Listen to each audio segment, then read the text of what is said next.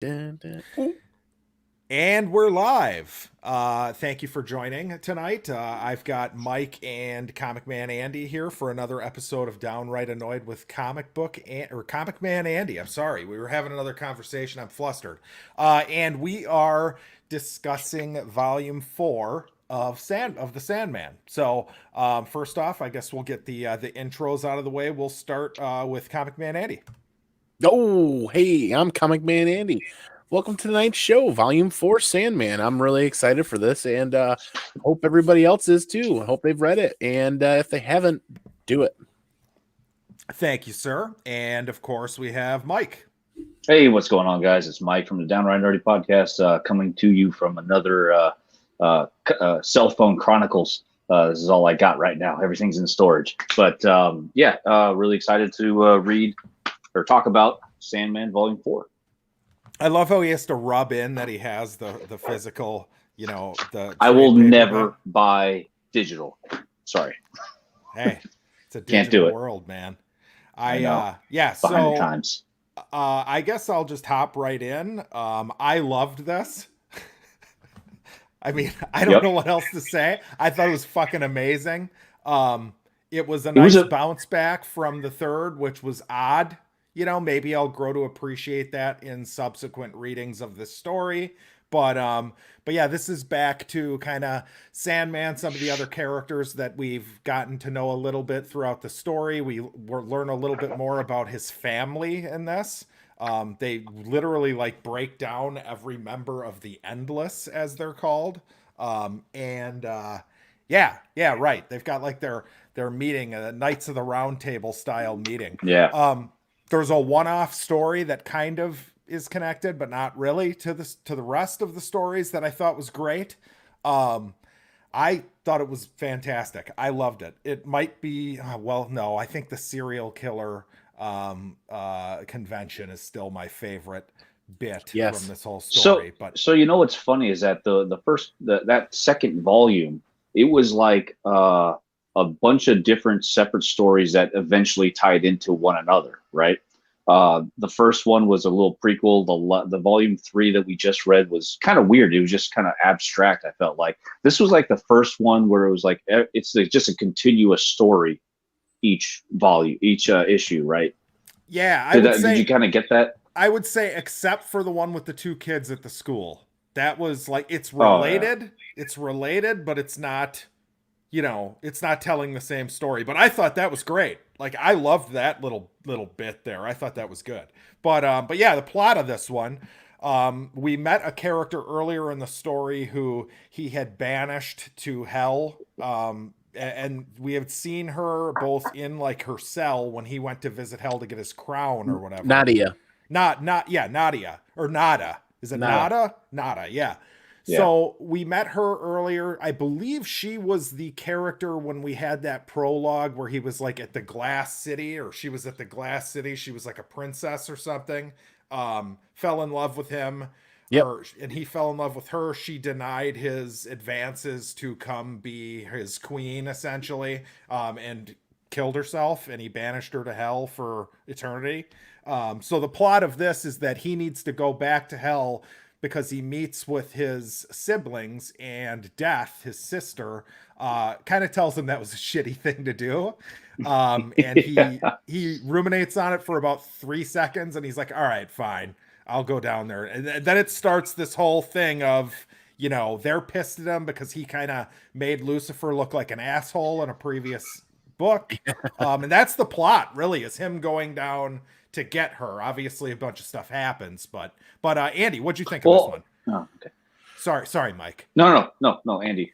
I I continue to struggle with this art style a bit.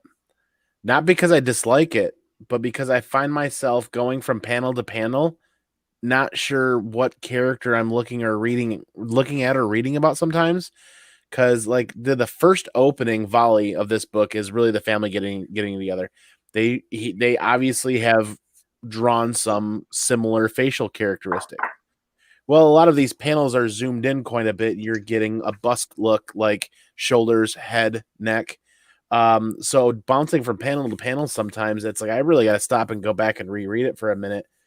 And it gets a little confusing. And I will admit, the art going through the series, we've said this before, where we're not sure if Sandman's taking on a different appearance because of a different time frame, or if because this is a different story. But in this book, it's all pretty similar. It's all pretty much in the same time frame, but there are many different occurrences, 5 or 6 different occurrences where the Sandman just, in my opinion, like didn't look like there. You know, you can bounce from page to page, and the Sandman looks different, quite a bit different, almost like a different character in some circumstances. Well, the So- Sandman can change his appearance. Obviously, we saw that. You know, I think that's what they're working with, and me in my head and my mind kind of struggles with that a little bit as I'm rolling through the story. But I feel like as long as you see this type of that's how you know that's Sandman talking. But in the first 2 volumes, that was hard to pick up if if you're a first reader. Yeah. You know what I mean? Is it though? I mean, you can kind of, it's pretty clear from the beginning that when it's black, it's him, right? Yeah, I think so, because he's the only character with the with that contrast of white and black in the text box. Yeah, they did something really interesting too in this, where literally most of the characters in this, like the gods from the different lands that he brings, they have their own. Yeah, they all have their own kind of writing style. I do get your point though, Andy. I feel like when they close up on his face, he looks like a different person than he does when sometimes it's far away. And then you notice when he goes to contact any of his family members in this hall or this room, in the pictures, he dresses himself or disguises himself a certain way, like he's presenting a certain image to them when he contacts his sister or something like that, or when they're in the hall together, or he takes on a different shape when he's talking to Nadia too. Now, I gotta say, I'm gonna be that guy. I think that it would have been easier for you guys to see the entire thing if you had the full paperback and you're able to see the entire couple pages. I think that would have really helped. I will admit that reading this digitally, I think, hurt it for me, and I kind of wish I would have bought all the trade paperbacks. In time, I will. This is a story that transcends time. This is something that obviously is award-winning. The writing is amazing. I really did love this. To circle back to your question, Jackson, I really did love this. There was only one portion that I didn't love, and it felt like that one-off with the 2 kids at the boarding school, where they were really, that was like they were bridging the gap where the dead were released from hell, the dead were coming back to Earth, and this is where this kid starts seeing the dead coming back, and somehow this boarding school just forgot about him during the holidays, and somehow he starved to death.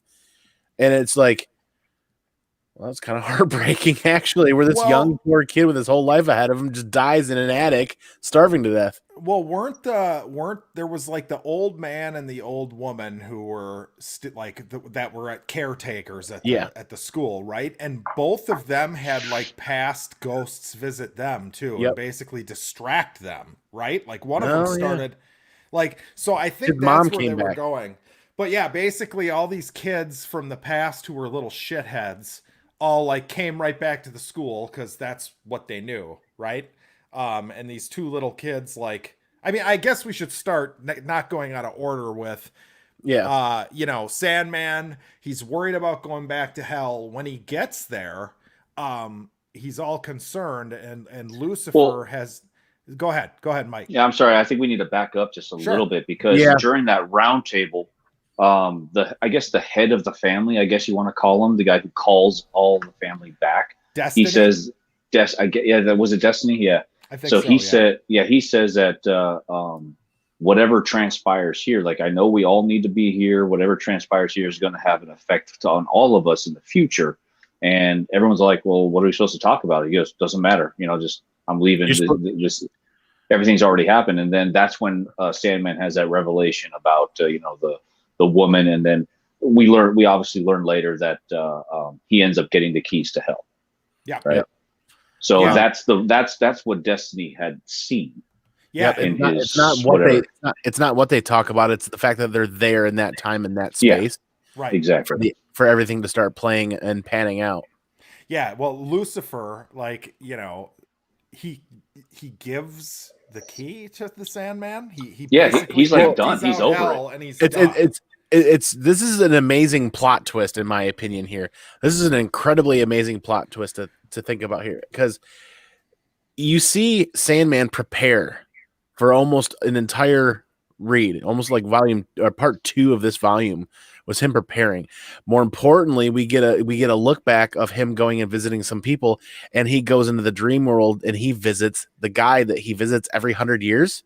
Yep. He visits him early in his dream and grabs a bottle of their favorite wine and doesn't say what's happening. He's just like, I might not be back. I might not make it.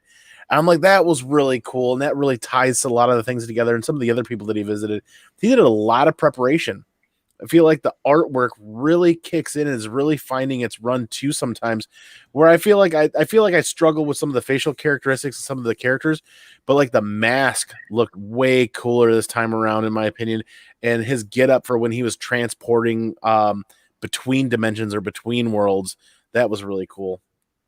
I could talk about that whole chunk of read forever about how that transcended and how slick and how well written that was.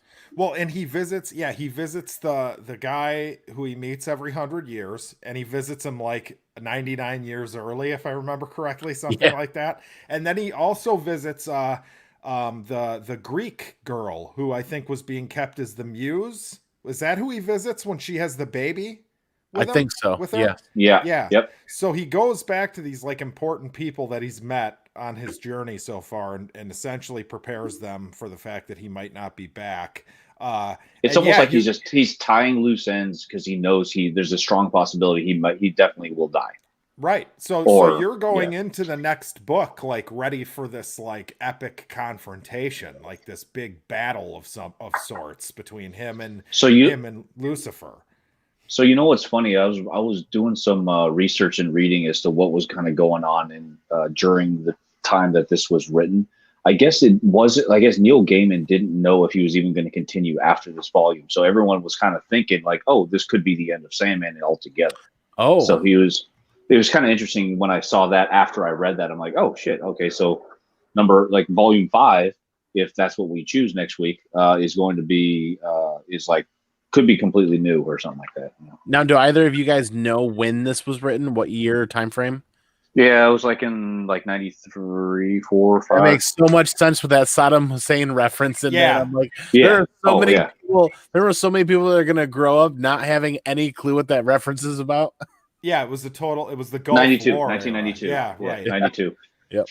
But yeah, so yeah. Anyways, he gets down there and it's essentially empty. Aside from Lucifer, and then I think there's one guy who's still torturing himself, like on this rock. He's got like the Hellraiser hooks in him and shit, you know? Yeah. And it's interesting because you're reading it, the whole book, you're waiting for the trick, right? You're waiting for whatever Lucifer is actually plotting here, because Lucifer doesn't seem to just be okay with this when it's presented to him by Cain earlier, because Cain comes down and warns Lucifer, like, you know, Sandman's coming. You know, the respectful thing to do is to let you know, whatever. I didn't really understand that. You'd think he'd just sneak in and take her, but yeah, he. But I think I think their reasoning behind that was like, amongst gods, you have to be like formal or something like that. Yeah. It's like it'd be rude to do that, you know, right? A level of formality with them, yeah. But yeah, he goes down there and Lucifer's just like, okay, well, yeah, I've just emptied out hell, and you know, here you go. Here's the key to hell. Do with it. And he doesn't want it. Yeah, he doesn't want it. Right. Well, my favorite part was he drags him around basically. He's like, if you're interested, follow me around. I'm tying up loose ends. Yeah. Like, we got this guy over here that I got to let go who won't go away. He's still torturing himself on a rock. Then there was 3 other demons that he had to kick out of there. And then he has to go finish locking up, and he makes Sandman come with him the whole time, and Sandman been preparing to possibly die to rescue Nadia. I thought that was so freaking clever, where like he has to lock up hell like it's his house, like he's going on vacation or something, you know, like he has to make sure all the doors are locked. He has to, you know, turn his Nest camera on or whatever. And it was just freaking hilarious to me. I was it's such an amazing representation of hell too. Like everything about hell is cool in this, I think. Like, and you know what's funny? Like there's so many different representations of hell in comic books and in literature and what have you, movies, and this is easily top 5 interpretations of hell that I've ever seen. I loved it. So is Lucifer giving him the key to like set the burden on him as punishment for what he did earlier? I mean, is that the gist here? That's what I definitely took from it. Is Lucifer felt that ultimately, in his quest of dominating or destroying Sandman, he's like, instead of this all-out war right now, well, how about I win this through attrition, so to speak? How about Right. Well, you said it yourself. Like, you were waiting for the trick. This is the trick, right? Yeah. And then It he doesn't. locks everything up, hands over the key, has Sandman cut his wings off, and he says, "I'm done." He's like, "I'm free of this." He's like, "You can carry this burden." Yeah, and we'll get But to the end of the volume too, which is But you know what great. the funny thing is too is Sandman. It's shown, or I don't know, I can't remember if Sandman said it or not, but he's like, dude, Lucifer's like the most powerful next to God. He's the most powerful person or thing, being or whatever, right? And like all these other, like Anubis, Odin, Thor, Loki, the two angels or the two watchers or whatever. Like Lucifer's like stronger than all of them. Mm-hmm. And I don't think that just cutting off his wings will like deter him from being like, if he wanted to come back and take over hell like in 1,000 years, he'd be able to do it.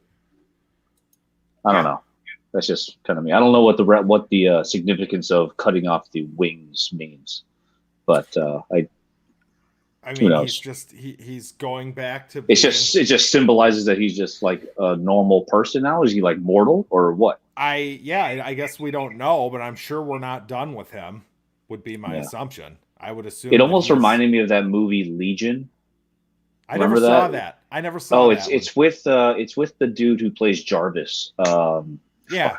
Yeah, but he plays Michael, who comes down, and he's an angel who tries to fight for humankind when God has forsaken them or whatever, and he cuts off his wings or some shit, or was it that, or maybe it was Dogma where they cut off the wings. There was a Dogma. Yeah, in Dogma there was something like that. Wasn't there a section in Keanu Reeves' portrayal of Constantine near the end where they chopped what's her face's wings off? Gabriel's yes, and you know what? In both Dogma and in Constantine, when the wings were cut off, they became mortal. So remember that? Go. Maybe that's it. Maybe that's it. Maybe he is mortal. Maybe that's Lucifer's way of getting back into heaven, just like Dogma with Matt Damon's character. He just gets forgiven right before he dies.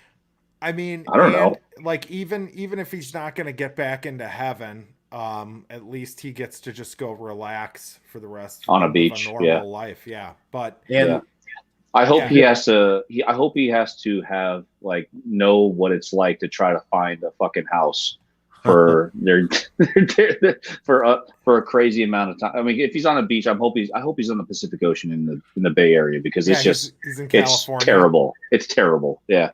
So I'm in that portion of the book, and this book does an amazing job. I mean, the series does an amazing job of delivering a very disgusting and yet grotesque viewpoint without being completely over the top. And case in point is one of the most horrific kissing scenes ever, if you can share that for a hot minute. This is quite terrifying, in my opinion. This is Lucifer and a demon from hell, and it's just kind of gut wrenching to think about. Like, I don't know, man. I don't know. I got a chub when I was watching it, dude, for sure. Oh, man. But it's then there's the grotesqueness. I don't know. I think it's probably a couple pages before that, but it was, I don't know if you guys have ever seen the original Hellraiser, but it's straight out of Hellraiser. That guy who's like, has the hooks in his face, and he's like, he basically has been going through this for, there it is right there on the right side. He's basically been going through this for decades. Oof. Yeah. Well, not just decades. I think they said like tens of thousands of years. Yes. And they're like, it's weird because it plays out later too, but essentially like there's a portion in this volume where someone else takes control of hell, and it becomes like, okay, well, we're going to do this to kind of, we're not just going to torture these people for the purpose of torturing them because they were bad, but they're, you know, essentially we're going to have them repent and make up for their, and the people are like, no, that's worse. Yeah, the rehabilitation aspect of it. Yes. Yes. I thought that was fucking cool too. Yeah, that Like, was no, like, it's easier when you think you just deserve it and you know that there is no, you know, there's no coming back from it. so we're at the point where Lucifer's given up the key. He's walked away. He's possibly mortal because his wings have been cut off. And there's the next issue or two are pretty huge because we find Sandman stuck with the key. Now, this is where I'm wondering if you guys are as annoyed as I was at. I mean, literally, you've got Odin, you got Thor, you got Loki in here. You got a bunch of names right from Marvel, but the spellings are slightly different and the characters are vastly different looking. And I was to be fair, Odin, Thor, Loki, that's from Norse mythology, right? That's right, all derived from Norse mythology. So it is interesting to see that, but we don't just see that. We also see Anubis, the god of war, gods, right?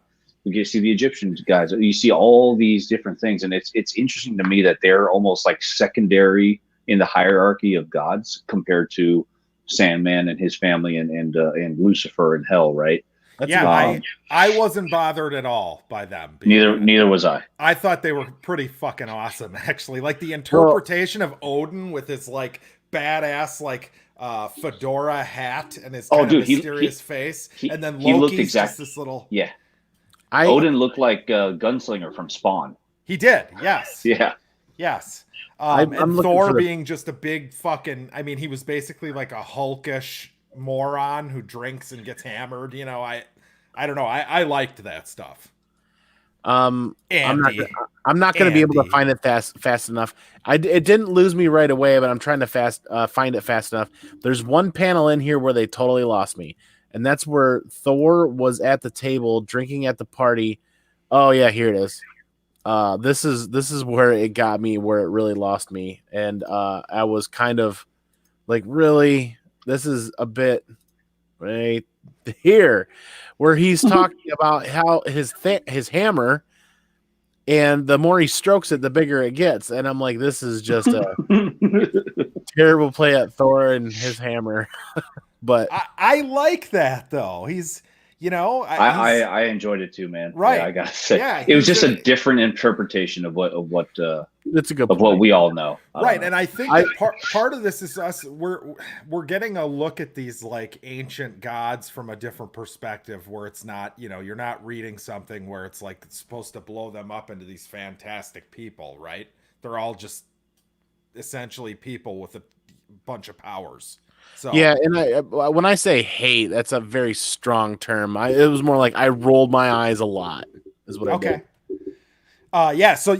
But to your point, the next like issue or two, first we have an issue where we're essentially meeting all of the different players who will be going to the Sandman's dream world in order to make a play for getting hell, right? They all want possession of hell. Meanwhile, Sandman's like, this is fuck this. This sucks. God, I fucking loved. No, man, I'm sorry. I loved that idea that everybody's coming to it essentially like an auction, right? Yeah. And then it's like, hey, what can you offer me? And then, you know, people are just offering all like things left and right. And then even Lucifer's son offers him the woman who he initially wanted, right? And I'm like, God, that's so crazy. Like, I don't know. It's well, and it was so fun. He has the presence of mind and the understanding that like there are greater implications even than him trying to solve whatever problem he was trying to solve at the beginning, right? Yeah. So even that isn't enough for him to just be like, oh, here you go. We do have a couple interesting ones, and I'm sure they're all based on real mythology, but we've got a guy who, I forget their names, but there's a name for the cardboard box is a god. And then there's like a Buddha looking guy who's carrying the cardboard box. Lord of Order. Yes. Yes, order and chaos, right? Yep. Chaos is the little girl, right? Yep. She's got like the Yeah. balloon. Yeah. So Yeah. there's them, there's the Egyptian ones, there's obviously Thor and There's also a Loki and Japanese one, Odin. right? There's a Japanese thunder god guy too. Yeah. Is it this guy? No. Close. It's But yeah, so there's all these Am I just hella gods. racist now, or what? it's just hard to pronounce. It's Susenso o no Mokito, I think. There you go, nailed it. Storm god. But yeah, so they all show up at this thing and he has to decide who to give it to. And also there are two angels, and I forget their names, just shows how, you know, They're just there to watch, right? Yep. they're just there to watch, right? Yeah. And after we kind of all get to the party and the house and whatever, he basically says, okay, well, everyone wants like to pull him aside and have a secret meeting with him where they can kind of make their pitch, right? And he says, okay, I'll talk to you later. Follow the flame to my quarters or whatever. And then after that book, before, I believe the meeting doesn't happen until a couple books later, but the next one is the two kids. Yeah. And this is when everyone's been released from hell, and it's this little boy waking up.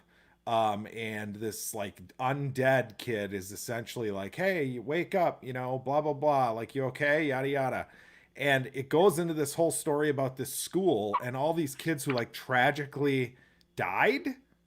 I mean, I seem to understand it as they were the age of children when they died, right? Mhm. That's what I thought. Yeah. Yeah. So It's like the one kid that's waking up. That one kid up in the attic. His bones are in a case in the attic. yes. Because Yes. that was like the result of a prank that they That forgot went about. terribly wrong. Yeah. Yeah, Or there's like right.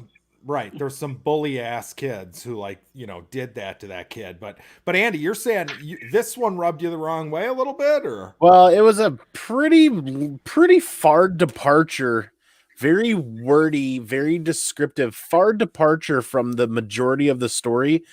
And the only connection that I felt like I could see on that first go through, on that first read, was that the dead were coming back to Earth, or the dead were coming back to the Earth plane. I think that was the only point that was trying to make, that So- because Lucifer let everyone go, they That's have a nowhere else to very- go, but they just go back to what they know. That's Kinda a like- very heavy-handed use of words and art to spend an entire book issue on just that one point. And it was fun, but it was like, let's put it right up front here. If you're reading Sandman, you're dedicating some time to these reads. They are not fast reads. They are not quick by any means.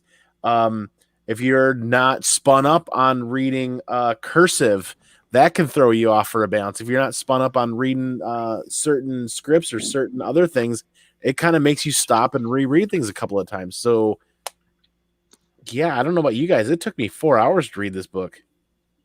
yeah, it didn't take me 4 hours, but it was long. It was long. I like that they put shit like this in here though, because I'm not saying I didn't like it. This is the implication of everything that is happening between these gods and their, like, you know, dickhead games with each other on the rest of the world, right? So it would have. In Andy's defense, I think it would have been. While I did still like this issue, I think it would have been. It would have been interesting to see more. Like maybe just have an issue of what's going on around the world at the time, right? Or, Seeing yeah, like every other page is just what's going on in a specific area. It's just like, oh damn, all these fucking dead people, dead things and demons are coming into the world now, and it's like during that Shakespeare one when all these like fairies and bunch of like weird creatures started coming in to I guess the quote unquote real world. It'd be interesting to see that. You know, they spent that entire issue on the kids at the school.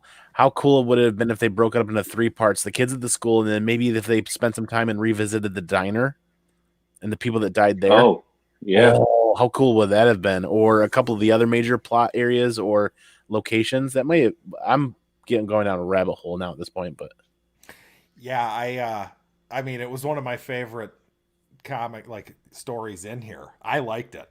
I was totally like enthralled by that section. So I don't know. It wasn't my It made me favorite. feel really bad for the kid. It was interesting to me. Like to me, it's like you could take that one story and you could turn that into like an hour long episode of like Black Mirror or some shit like that. Yeah, I Obviously think not Black I Mirror, would but agree with that. That was it didn't sit well with me because it was a young child who didn't have much in the way of family connections who ended up passing away, and it was just it was tough. It was hard for me to read.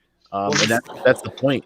clearly Gaiman is quite twisted as Yeah. far as some of the shit that he has shared Hmm. already in this story. So I would expect more of that. But you know, it is interesting though. It's like, does it? It was weird because I didn't feel as like ripped out of what was going on as you would think I would. Maybe that's just because I knew I was just gonna get jumped back into the main story, you know, quickly. But maybe if I like was reading this month to month, this would have irritated me that something like this Yeah. came out. But I don't know. I didn't have a problem with it. It didn't feel as choppy as volume 3, which was basically entirely these types of stories. I will agree with that wholeheartedly. Like I feel like they bridged that gap a lot smoother, but it was like it felt weird that this was it still felt like a departure, yet not as far or as choppy as what we'd seen in the past. Right. So yeah, that ends with death essentially after both boys are now dead, and what's his name, Harold or whatever the main character's name in this story decides like, oh, let's just go, fuck it, we don't have to stay in this attic, you know, let's leave. Death comes to try and take him, and he refuses to go, which I thought was kind of interesting. Like they can do that, and she's like busy with something else, so she's just like, all right, screw it, Because I'll all the come dead are for you coming. later. She slammed because all the dead are coming back. It's Yeah, hilarious. I suppose that's the deal. So, but what's interesting to me is like, what is the process for her taking people? Because why can't she take them both? They're I stuck don't in that. know. Yeah, I don't know. They're stuck in that plane of existence, and yeah, it's And interesting. that actually also kind of presents another weird little side thing in my brain where it's like, all right, there's obviously people around the world that die at the exact same time. Can she be at both places at once, or does she have to She like? Is there ta- like she does she have to? she talks about that earlier in the story, how she can exist on multiple planes of existence in multiple universes.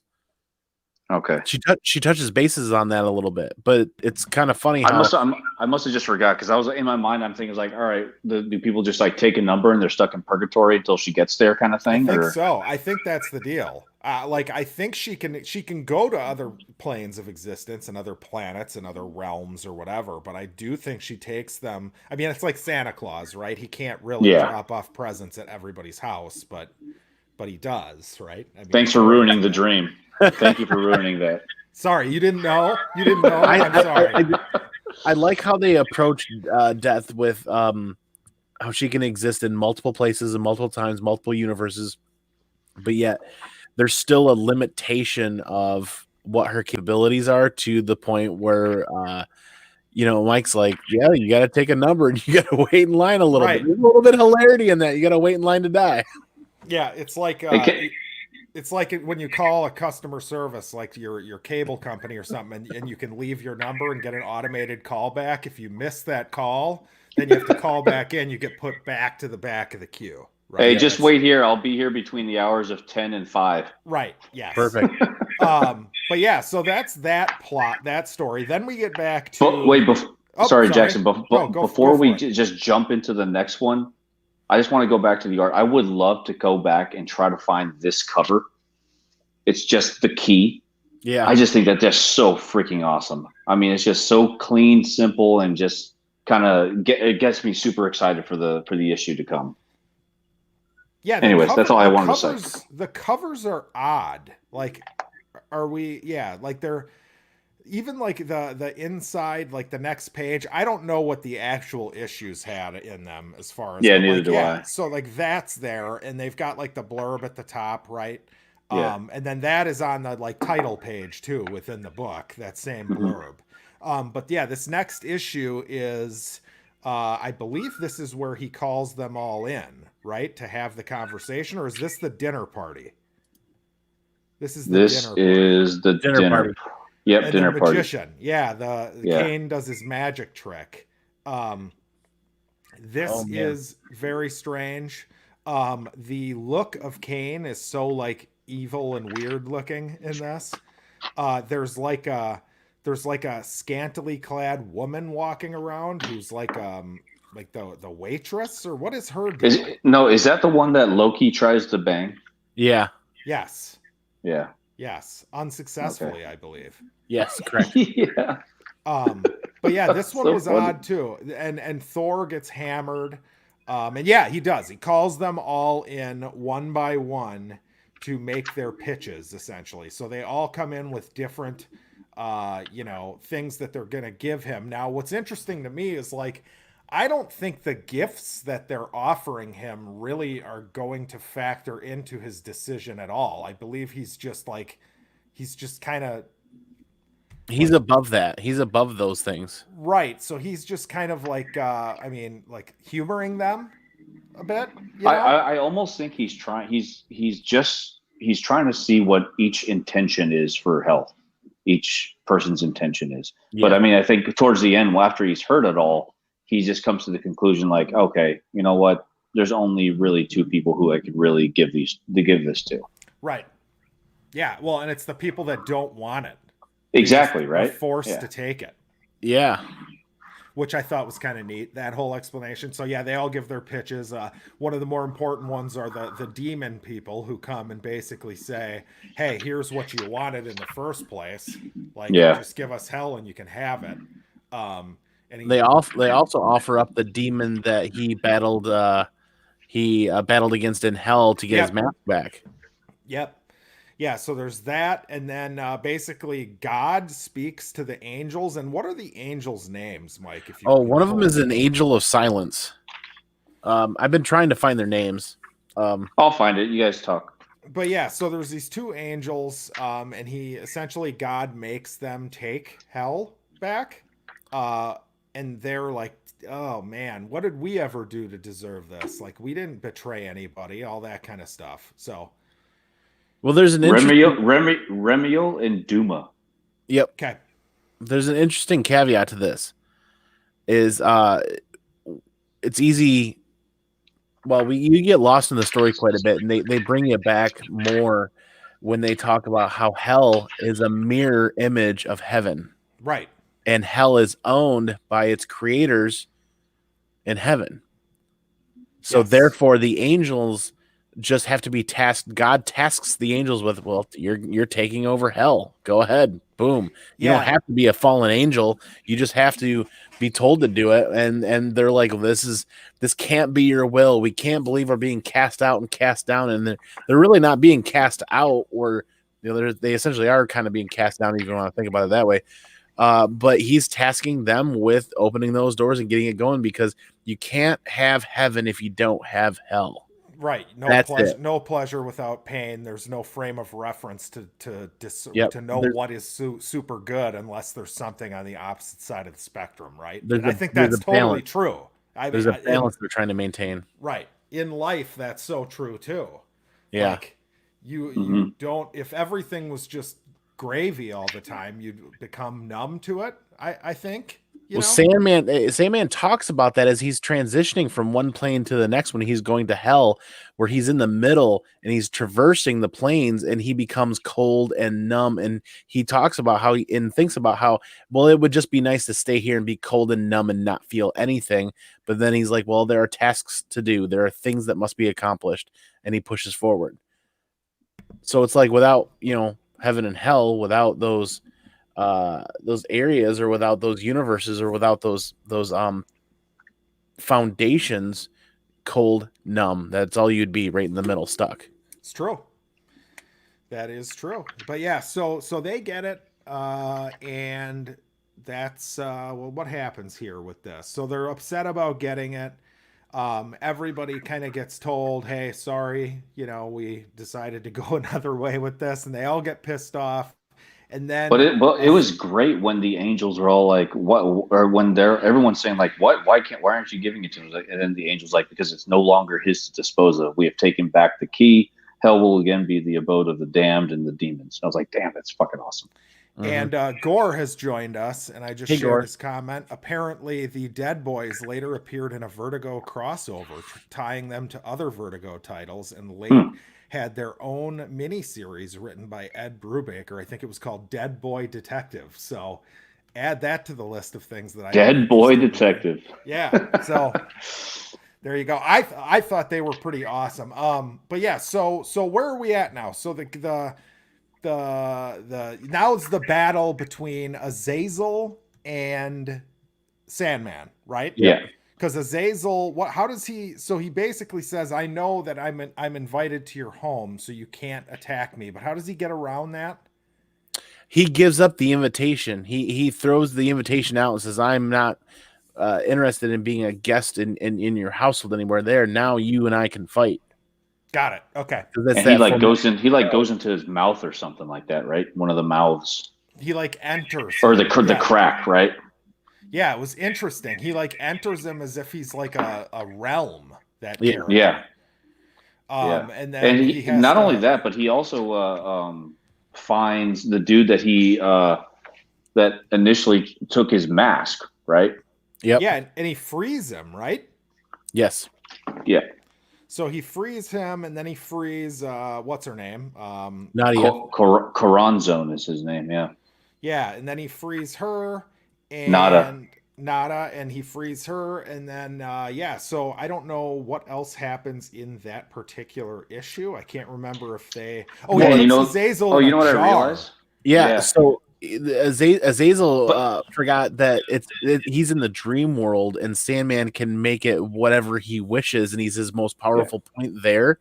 So eventually, Azazel thinks that they're doing battle when actually it's a dream for Azazel, so to speak. Right. Yeah. Dude, it was great because when he finds Nada, he switches back to that form that he had. Yep. Where is it? Right here to see him. So like, and he what does she call him? Kaichul? Yeah, that was his name, I guess. Lord of Dreams or something, or God, I thought it was so freaking G of gangster of Sandman. He's all like, "You have displeased me, Azazel, and in light of your actions, it was extremely unwise for you to reject my hospitality." It's like a mobster, Yeah. Well, and then it's cool because there's a little callback too when he takes the jar and puts it in like the items. There's the skull that has the teeth in the eyes. Yep. Which I believe was from the serial killer bit. Yes, earlier, correct. That's he was a nightmare, right? Yep. Yeah. So he's almost got a treasure trove of trophies in there. He's kind of like the collector, Yeah, Yes. and he kind of says Azazel will cool off and think about what he's done and reflect on his poor choices, so to speak. And he doesn't say how long. He just caps the bottle and sticks him in there. And he essentially grounds him. He grounds him.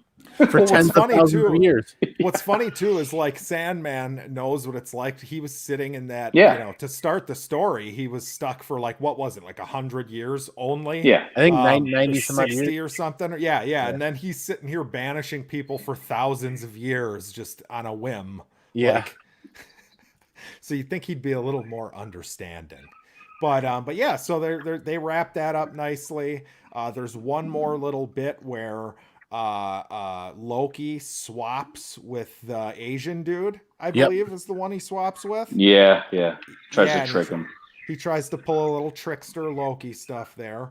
And then you have kind of the wrap up where we have, the epilogue where you have everybody going back and filing back into hell, and that whole bit about this time hell isn't just going to be this horrible place where it's all about pain. There's going to be a purpose to it. Yeah. To kind of redeem. And I love that Nada is just she chooses to be reborn, right? Yes. Yeah. I thought that was so cool. Yep. Yeah, that was cool too. In Hong Kong. She's in Hong Kong. Yeah. So she ends up because she still doesn't want to stay with him. Nothing's changed after 10,000 years. Yeah. And he basically offers up the chance to start over, right?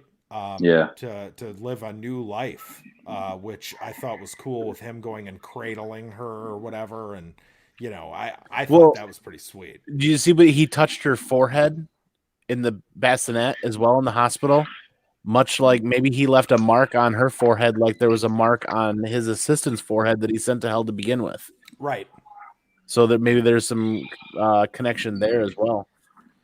Yeah, and then it ends with Lucifer just chilling in Australia on a beach somewhere, and some old fisherman type dude walks up and strikes up a conversation with him, and Lucifer's just loving God's sunset, how it's different every day. The old guy kind of talks to him about that, and yeah, it's interesting. I'm very intrigued by what's going to happen with Lucifer moving forward. Yeah. One of my favorite parts of this story, growing up as a Catholic, one of my favorite parts was earlier in the story when Sandman and Lucifer are together in hell talking about how things are going down and what's happening. Lucifer is sitting there like, people all the time blame me for their issues when I don't control them as individuals, and he's like, I'm tired of being blamed, I'm tired of being thrown under the bus. Like, he goes on this whole rant about how he's constantly thrown under the bus by humankind, and he's like, I don't care. He's like, I had nothing to do with that, and moves on, because that's exactly what the Catholic Church kind of teaches you what to do, Well, it's so funny you say that, because the whole time, actually part of the time, like when Lucifer is out there, it kind of reminded me of the devil from South Park, where he's just like, everybody always like gets so angry when they come here, what about me, and then he always complains to Saddam about that. And it's fitting. It's fitting. Yeah. But technically the last bit in here is what's his name? Destiny. Did I think his name was? Yep, yeah, reading the book. He's got the book, and it's all written, right? Everything that has happened. And there's a little bit about October and April. And how I'm reading it right now. If ending a chapter, shutting a book did not end a tale, having admitted that, he would also avow that happy endings were never difficult to find. It is simply a matter, explained to April, of finding a sunny place in a garden where the light is golden and the grass is soft, somewhere to rest, to stop reading and to be content. When it's just, it's just this story is crazy. Yeah. Gore says that, note that Morpheus takes Loki aside and has a conversation with him. We don't know what they say to each other, but like everything else in Sandman, including meeting Lyda and her son Daniel, it is important. We know a little bit about what they say to each other. We say that I think Sandman mentions something about cloning Loki and putting him in the position in the middle of the world so that somebody's there taking his place, receiving that torture, and that Loki can be out on his own. And he's kind of basically hinting on it being their own little secret. And then he's like, hey, Loki, you will be in debt to me. Let's go talk about this. And Loki's like, yeah, let's go talk. Yeah, he said, also keep in mind the sibling elves. They aren't trivial. Interesting. Sibling elves, yeah. The one that was wearing the magical face to make her look really pretty, and he was like, this is a gift. You can't turn her down, Sam, and you must keep her. And he's like, sure, if she's and then he takes the magical face off. Yeah, she does not want to be there. Interesting. But he doesn't even want her to be. He doesn't even want her. But he'll take her and give her a room or whatever. Nice guy. Yeah. Nice guy, that Sandman. Bed and breakfast, the whole works. So I've discovered before we're not done yet. There's some deep diving to be done here. When you bring up the art, man, of the covers, or that key, the art of the key. Check this out. We're gonna do a little quick screen share, and we're gonna do a little deep dive while we got 10 minutes or so, or less than that. So we're looking at the book here. We're gonna browse the pages, and this is kind of, I guess, nice about the electronic version. No, there's nothing nice about it. Your key. Why is it not loading? Probably. That's just Death's opinion on Mike's opinion of. There we go. Of digital. So your key. Check this out. It changed. As you continue, you saw that as it continues. Yeah, I saw that. Yeah, story? yeah. I didn't notice that until you mentioned something that the art of the key continues to change the whole way through on all the stories. But you get a nice little slideshow of that art as you use the electronic version, and it degrades. And it's funny how it degrades on paper as it degrades in the universe or the life of the Sandman. You know what I mean? Interesting. Like it becomes less of a role or less of a player. Once he's passed it on to the angels, it continues to disappear from the Sandman, so to speak. Well, because he's no longer in possession of it, right? Yeah. But this is like a visual representation of the key disappearing. It's just like this is where Neil Gaiman like just works his craft. Like another avenue that at the end, they're very like the volumes themselves have complete arcs in them too. I mean, they're very structured and designed. It's not just okay, let's chop up the next 6 issues and put them in a paperback. You know what I mean? Did you see the in your digital thing? Did yours have biographies of Neil Gaiman and everyone at the end? I didn't read them, but yes. It's actually kind of interesting because it's not like each one of them, or not each one of them, but a couple of them talk about like them in, like, for example, the penciler. When he was born in 1802, Kelly Jones had appeared in every being in his mid-90s. He astonished physicians by growing younger with each year that passed. It was so weird. Like even their biographies are kind of fake. Yeah. Kind of. I don't know. If you get a chance, reread them. They're not bad. Yeah. What did he say here? Yeah. There's a library in Morpheus' kingdom from the authors and books they didn't write, including Dickens and Chester, and what wrote The Man Who Was Thursday, a favorite of Game. Oh, okay. I noticed that when I didn't. It was like the first book. If you look at the books that are up on the bookshelf there, it's like stuff by Charles Dickens and everything. And yeah. Oh no, I do remember that. Yeah. Oh, where was that? Oh, so apparently, so apparently the quote at the end is from one of those unwritten books. So there you go. Yeah. I guess. I love that idea that he has a bunch of books that people haven't even written because they died or something like that. It's so neat. Yeah. Oh yeah, because they're stories written within dreams, and him controlling the realm of dreams, he's able to put those on a shelf and store them. It's kind of neat. So neat. Yeah, it's not bad. I do want Mike to share what he told me last night about. I know, right? Man, so because of its darkness and well, just how obscure this comic book has been, how enjoyable it's been for me so far. Volume 4, I like it better than Saga. Sorry, Andy, don't hurt me. No, I got you. I want to see, because we're almost halfway through the whole thing, right? Mm-hmm. There's 10, right? There's 10 volumes. There's 10, yeah. So this is number 4. Yep. I mean, it's by the time we finish it, it's going to be a lot of shit. I mean, it is a long. Well, when you think about it, how many volumes of Saga are there currently? There's 6, 12. Yeah, math. Ooh. Yeah, right. But this is so much more like dense. Yeah. Yeah. It's not like an easy read. Saga. You could whip through. Saga. No, I fully expect to read this entire thing and have missed a whole litany of shit. It'd be interesting. List of shit. It'd be interesting to revisit this in like 5 years. You know what I mean? Just come back and do another thing, just to talk about shit we probably miss, or just things that we didn't even remember from the first time we read it. You know, I don't know. Mm-hmm. I thought about that when I was reading this one. I was thinking about I wouldn't mind just going back and reading the first issue again. Yeah. Because I mean, the first issue like blew my mind, you know. So Yeah. I would be interested to see what my feelings are already on going back and reading it. Yeah, I don't know.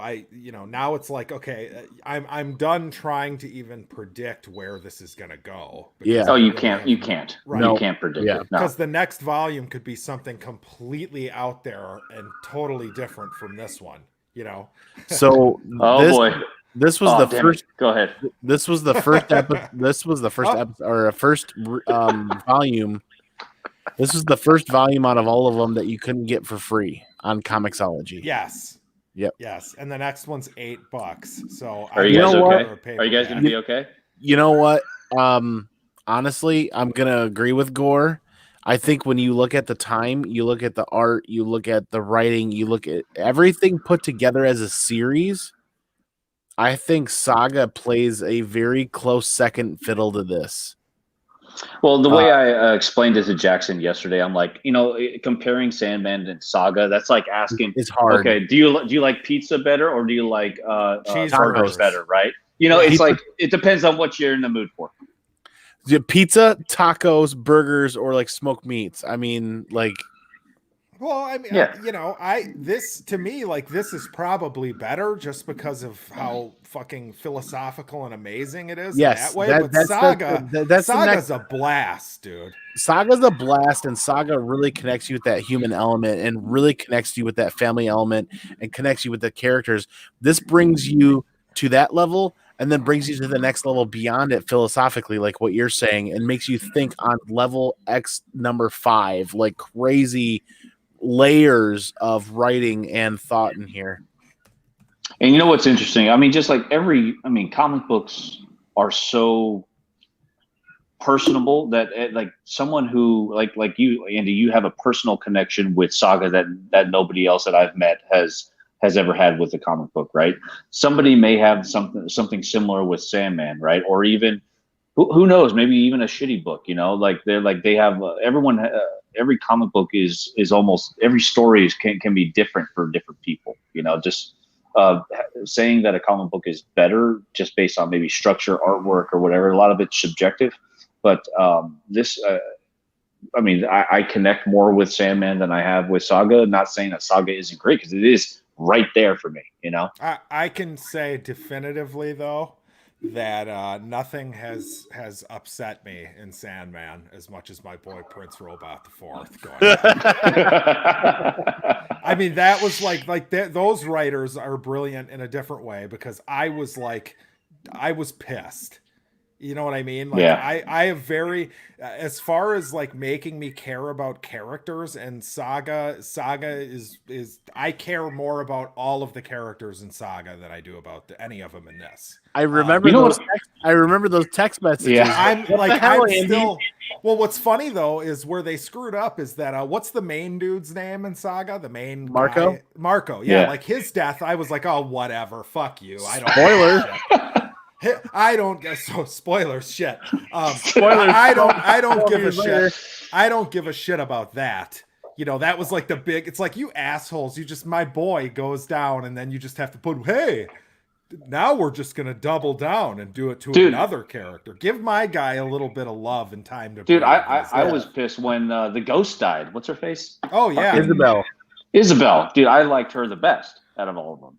Yeah. See. Yeah. So that I can't wait to. I can't wait to read more of that. What are those? What are those assholes doing during? You know what the funny thing? I was just about to say. It's August. We only have 5 more months. Come on, Andy. Give me some news. We digress for a hot minute, but the current world situation has drastically changed their original plans that they announced at the pre-SDCC meeting, the San Diego Comic-Con meeting, which was January, February, like early in the year or end of last year, something like that.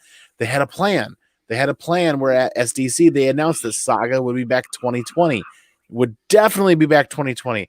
I feel like that our current world situation has everybody in a level of flexibility where they can't really hold to timeframes as well as they wanted to. We've heard from Brian K. Vaughan We know the writing. We know the writing of the first arc is done. We know that Fiona is. We know that Fiona is working really hard on the art. That's what we know. All That right, is well, Not she hard better- enough. I want it. Hurry she up. better- Timelines. She better work faster.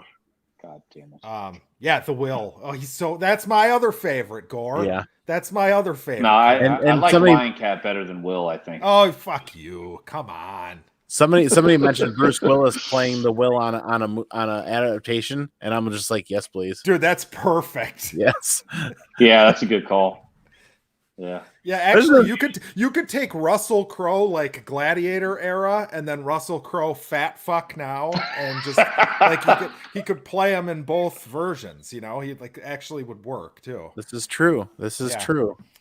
Is that there? So Sandman is getting a Netflix series. We know that. I was talking, and I don't remember if this was with you still on camera, Andy, or if this was just Mike and I, maybe before you hopped in or something. But I like the idea that in every episode or season, a different actor is playing Sandman. Ooh. Mm-hmm. Or maybe multiple people play Sandman because he can change his shape through. Like every episode could be a different Sandman, or even within the same episode, just a different people playing Sandman. Just have maybe the same voice. You know what? You think that would work? Similar to like the. You know what that's going to do to me? That's going to trigger my OCD, much like Q did in Star Trek way long time ago, where Q just starts showing up in different forms, and I'm like, stop it! I don't want. Well, you'd have to have like for instance, one guy could play the Sandman that meets the dude every 100 years, right? Like that could be one actor's bit. Like you have like Ed Norton. You know how hard that would be version. logistically, though, if people sign contracts and do different things in between. Well, but you're gonna have to film all this shit in different locations with completely different actors. I mean, this is going to be whoever's tackling this for television. This is one of those like impossible tasks. You're going to need a mustache clause. This is going to be impossible. I mean, yes, mustache clause, right? Do you think they'd be able to swing? I know this is technically DC, but do you think they'd be able to swing Chris Hemsworth as Thor? No. Oh, there you go. Well, yeah, though, like think about it. Okay, so you have episodes that are going to take place like in the past, right? Hundreds of years in the past. You're going to have episodes that are just like completely green screen because it's going to be, like in the dream world or something. Dream world. You're going to have like the 1920s and it's going to be batshit crazy. I can't wait though. I don't know if standard viewers are going to be able to handle that level of complexity in a story if they've never read the book. I honestly think wholeheartedly, I'm not saying this is the right decision. I think they're going to go with one character so that the average viewer that's never read Sandman will be able to have that anchor point of that same actor going through the series. And I agree with you, though, actually. The more we think about it, or the more I think about it, the more we talk about it, I like the idea of different actors playing the different aspects of Sandman over time and space. But at the end of the day, unfortunately, the people making the show aren't going to cater to those of us that are readers. They're going to cater to the average watcher. I think they need that anchor point. You know what I mean? It's going to be, they're going to have to really strip it down for television. Yeah. Which is fine. If they do a good job, I really don't care. Computers can do a lot right now, so. Right. But as far as the story. Do we know who's overseeing the Netflix series? I know that Neil Gaiman is deeply involved and they've written the entire first season. Well, it makes me more comfortable knowing that Neil Gaiman is a part of it. Yes. Yeah. Even though he did make a comment, recently. Apparently, he was always like anti-changing sexes and races of his characters and stuff for TV. Because that's a thing. Like, oh, let's make the Sandman a girl. Something like that. But if he could change his appearance, it doesn't really matter. Right, but with that specific character. But in general. That role is written very masculinely, whatever that word is. Well, then get Gina Carano or somebody to play. I don't know. She's way too hot for that. But apparently now he's open to doing some of that kind of stuff, which, whatever. I always complain about it, and then when I see whatever Leave it to Gore, man. Gaiman said the first 10 episodes will cover about 16 issues. I know Neil is on board, but still don't know how this is going to work. It is as challenging as making the Lord of the Rings films. In a way, I would say it seems more difficult because at least with Lord of the Rings, the aesthetic of the world is always the same. Like you have Middle Earth, right? And you have orcs and you have wizards and whatever. But in this, it's going to be like, holy shit. Like you've got think about all the different sets. It's going to have to jump all over the place. It's going to be hard for people to follow. I'll be very intrigued. I hope they have the serial killer convention. Could you imagine watching that in the diner set? Oh, it'd be awesome. That's a whole episode. That's a perfect episode of television right there. That's a double. That's an episode that needs to be 2 episodes. Oh, man. It's going to be awesome. Can I make a suggestion or a proposition? When the show comes out, each episode we do an episode by episode breakdown of yes, please. Out. Yes, please. If we're gonna, Gore, you're coming on too. Gore, if you're gonna suggest that, we got to get Gore involved too because of how intimate he is with this story and this information, and then we have to continue reading this series. Oh, we're going to finish this before the trouble with this is now we have to buy them all. We have to buy them all. There's no more freebies. Well, maybe it is my choice this week, so who knows if we're even going to be reading it. This is true because those reprints of the Volume 4 of Gideon Falls should be out. That's true. Mike's like, nope, fuck that. I haven't got my copy yet. No, we're going Volume 5, Sandman. Okay. Yeah. He called it. Volume 5, Sandman. We got to do it. All right. And who picks next? Is it Andy? Is Andy the next picker? Okay. So, Volume 5 of Sandman is called what? A Game of You? Ooh. A Game of You. The imagined landscape of childhood are transformed into a battleground for a deadly contest of wills as cracks appear in the wall that separates the waking world from the dreaming. A group of young New Yorkers are drawn inexorably through the gaps into a long-forgotten corner of the Dream King's realm. So, oh man, he has some housekeeping to do. He's forgot about a room. The cover is awesome. It's got like Can you New share York City on it. Hold on. It's not a good picture. Hold on. You can hear my typing as I lazily or very hardly type on the. I can't wait to get single issues of this. Unfortunately, single key issues have gone up in price recently a fair bit. I'm probably going to end up buying that giant set. If I'm being honest, that big like coffee table book sized set. I'll probably buy. That'd be so cool. Shoot me a link. Yeah, let's find it. Hold on a second. You know what you could do? You could actually copy paste the link into the chat so that you can everybody can check it out. I mean, you guys are right. This kind of transcends the typical comic book platform and becomes much more than that. Yep. Watchmen. This is on that plane, and honestly, Watchmen was listed as one of the best 100 reads by Times magazine. I forget when, but it's one of the most. It's in the top 100 reads, modern reads, I should say. I actually think Sandman is better than Watchmen. Dude, you guys are gonna hate me if you guys are Watchmen fans because Watchmen doesn't even break my top like 20. Don't say that. I'm sorry. Watchmen. I get why people like it. I don't know. For me, I just didn't really care for it. It's a fantastic. I think it's a fantastic read, but I think Sandman edges out Watchmen in my playbook here at home. So I'm definitely not going to get the entire omnibus set because that would just be a bitch to read looking at those. But there is this one, which I will probably purchase. Sorry, Gore. Hey, Gore, we're making this happen, man. You just get yourself ready, okay? Get yourself ready. This is probably what I will buy. I suppose I should share that screen here. Yep. Where are you? So yeah, this thing. is probably what I'll purchase. Is that all the trades? Looks like it's all the trades. Now they do have these too, which are probably pretty badass as well. I think I need to go that route. Omnibus Volume 1.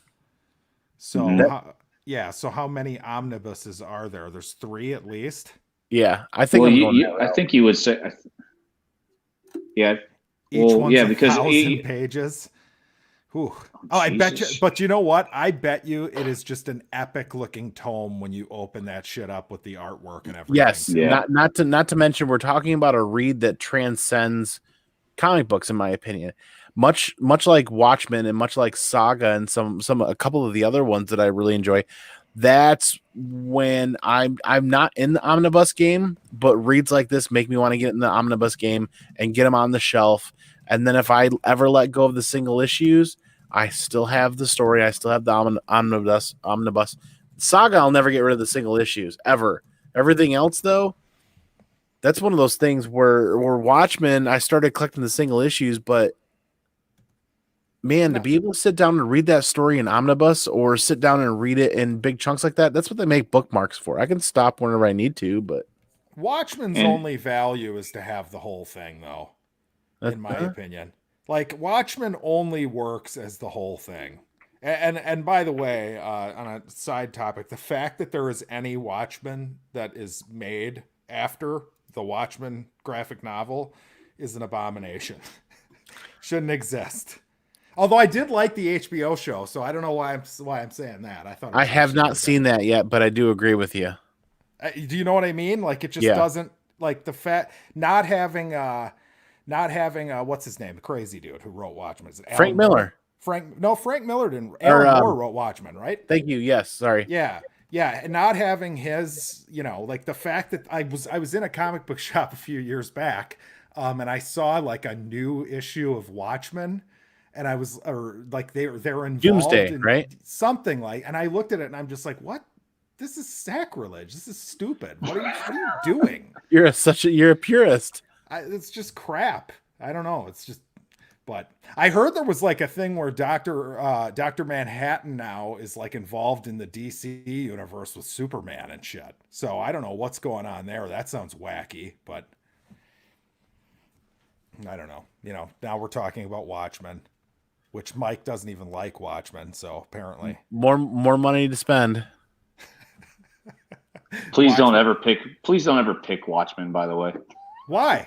Because I don't want to read it again. Dude, I love Again? Watchmen. I love Watchmen. Oh, I love Watchmen, dude. Rorschach's just amazing. But Gore asked, have you guys been able to convince other people to read Sandman? So just the same as Jackson, because of quarantine, I haven't been able to do so. But to be quite honest, everyone that I've talked to about Sandman, I feel like a lot of them have already read it, and I'm just way late to the game. You either have that where they've already read it, or you don't need to convince people because of the speculation of the show and what's happening. There are many parties that are interested now that never would have been if it weren't for the speculation of the show. Yeah. Well, so, I'm not like a huge comic book guy, and I mean, I picked this. This was one that I had heard of, not, like it just has its legend, right? But as a comic book person, good luck finding copies of number 1 and number 8 in your local LCS in high grade, because they used to sit there occasionally for a fair price, and then a year later, here we are, and everybody wants them again. That's just because we're reading it on this show, Andy. That's it. Yeah. Could be. But yeah, I can't wait to read Volume 5 now. Yeah. Next Saturday is moving day for me, so I don't know if I'll be able to make Saturday unless it's really late. Yeah. But I will probably be available on Sunday. So okay, we'll try to figure something out. Read it by then. You play it by ear, right? But any parting thoughts, or anything else to say about Sandman prior to? Kind of interesting on the back cover. I'm just glance at it. A quote from Stephen King: "Neil Gaiman is simply put a treasure house of story, and we're lucky to have him in any medium." That's coming from Stephen King. That's kind of cool. Now, has Stephen King dabbled in comics? Yes. The Gunslinger, right? Yeah. Wait. Oh, the Gunslinger. No, not Gunslinger. No, that's Dark fun. Tower. No, Yeah, Dark Tower. Stephen. Yeah, But that wasn't a comic though. That's his novel. yeah. Right? No, there's a comic book on it. He wrote. Did he? I mean, but he has. I Like, think an he original I comic. know he co-wrote a couple things. I have a graphic novel that he co-wrote with somebody. Okay. I can't remember who it was. Yeah. I read it and it was okay. I mean, I'm not a. I mean, not. I don't know too much about. I haven't read too much Stephen King, so I don't know. I wouldn't be able to compare it. There's some good Yeah. ones. Whew. But all right, Yeah. well, I think that's about it for me. If everybody wants to say goodbye, starting with Mike. See you guys next week, right? Or maybe next week, depending on moving. Because actually, Jackson, you're moving, and actually, I'm probably going to be packing up a lot of stuff next weekend as well. But yeah, either way, make sure you guys sub up and catch. Don't forget to catch. I know Andy's already going to talk about it, but he always does a show with Comic Core Modern Men every Monday. So check that out. Thank you, sir. And Andy, he already did your plug for you. Yeah, he did all the work for me. Hey, stay tuned. Sandman Volume 5. Stay tuned. Gideon Falls Volume 4. More importantly, we're gonna get to that too here at Bored and Annoyed with ComicManAndy. This has been a ton of fun. Thank you everybody for hanging out. Thank you for watching. This has been a great read. Hit the rewind, watch it again. Monday, Modern Men on the Comic Core. We're reading Thor Volume 4 right now. That's coming up this Monday. Tuesday, Golden Guys on the Comic Core. Wednesday, the greatest comic book show ever has an important message this week. Andy giving Thursdays this week. Tune in. We're gonna watch. We're gonna talk about FOC, Final Order Cutoff, and why that's important for your LCS and the health of your LCS in these coming months. And just stay tuned and have a good time.